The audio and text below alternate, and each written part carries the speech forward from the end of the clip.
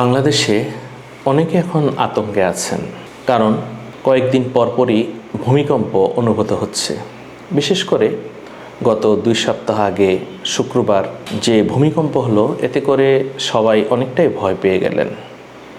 এখন আমরা দেখতে পাচ্ছি 2 দিন পর 4 দিন পর কোথাও না কোথাও ভূমিকম্প হচ্ছে। অনেকে আমাদেরকে সতর্ক করছেন, এই ছোট ছোট ভূমিকম্প হলো একটি বড় ভূমিকম্প হওয়ার আলামত। যদি বড় ভূমিকম্প হয়, বাংলাদেশে অনেক ক্ষয়ক্ষতি হবে। বিশেষ করে রাজধানী ঢাকা এবং চট্টগ্রাম, সিলেট, বরিশাল, বাংলাদেশের প্রত্যেকটা বিভাগীয় শহর, জেলা শহর, উপজেলা শহর ক্ষতিগ্রস্ত হবেন। ভূমিকম্প কেন হয়? আল্লাহ সুবহানাহু ওয়া তাআলা কোরআনুল কারীম সূরা রুম ঘোষণা দিয়েছেন, যহরাল ফাসাদু ফিল বাররি ওয়াল বাহর বিমা কাসাবাত আইদিন নাস। স্থলে জলে যা কিছুই হয়, সব কিছুই হলো মানুষের হাতের কামাই। আমরা দেখতে পাই তিরমিজি শরীফের হাদিস, রাসূলুল্লাহ সাল্লাল্লাহু আলাইহি ওয়াসাল্লাম ভূমিকম্পের নির্দিষ্ট কিছু কারণ তিনি বর্ণনা করেছেন। মানুষ বন্ধুবান্ধব নিয়ে মশগুল থাকবে, বাবাকে মানবে না, স্ত্রীকে প্রাধান্য দিবে, মায়ের অবাধ্য হবে, মাদকতা বেড়ে যাবে, গান বাজনা বেড়ে যাবে, এমনকি রাষ্ট্রীয় সম্পদকে নিজের সম্পদ মনে করা হবে, জাকাতকে জরিমানা মনে করা হবে। এগুলো হচ্ছে ভূমিকম্পের এক একটি আলামত বা চিহ্ন। মসজিদে শোরগোল হবে, মসজিদের চেঁচামেচি হবে, এগুলো ভূমিকম্পের এক একটি আলামত। এই ভূমিকম্প হলে আমাদের করণীয় কি? একটি বিষয় আমরা খেয়াল রাখব, ভূমিকম্প এ বিষয়ে কোনো ভয় পাওয়া যাবে না।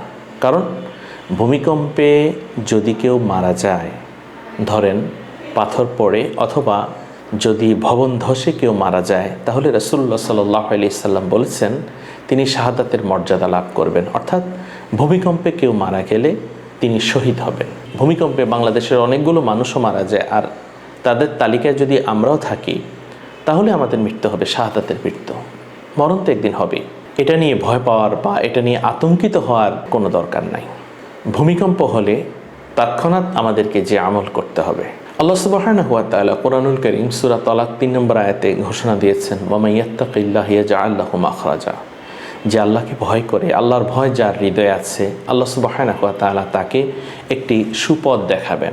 রাসূলুল্লাহ সাল্লাল্লাহু আলাইহি ওয়াসাল্লাম বলেছেন, মুসলিম শরীফের হাদিস, কেউ যদি এই দোয়া দিনে 3 বার পড়ে, তাহলে সারাদিন সে নিরাপদে থাকবে।